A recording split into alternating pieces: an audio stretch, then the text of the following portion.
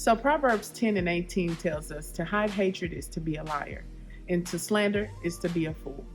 So basically, slander is the malicious, false, and even true statements about others to damage or destroy their reputation, good character, or good name. Slander is usually caused by pain, for sure, but caused by envy, insecurities, desire, or competition. So, in fact, we've all been guilty or tempted by slander at least once or twice in our lives. A good example of slander would be just think about if you were applying for a position, and of course, others will be applying for it as well, and you find out you don't get the position, but the person who got it has less qualifications than you. Then you go back and you talk to the other coworkers and you basically defame the person who got the position by talking about what all they don't have and what all they haven't done. And that's a real true example of slander.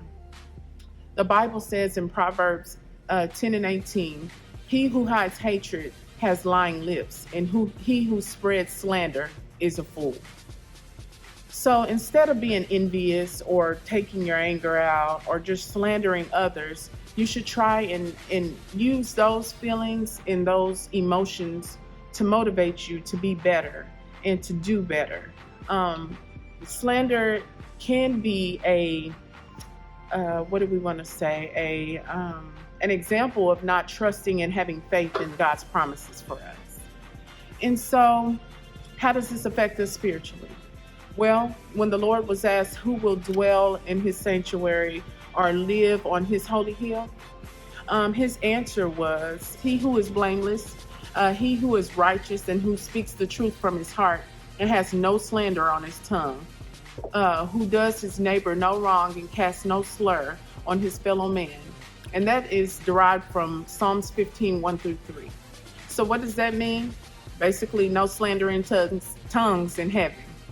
So I affirm, instead of having a slanderous tongue, we should do what Philippians 4 and 8 tells us to do.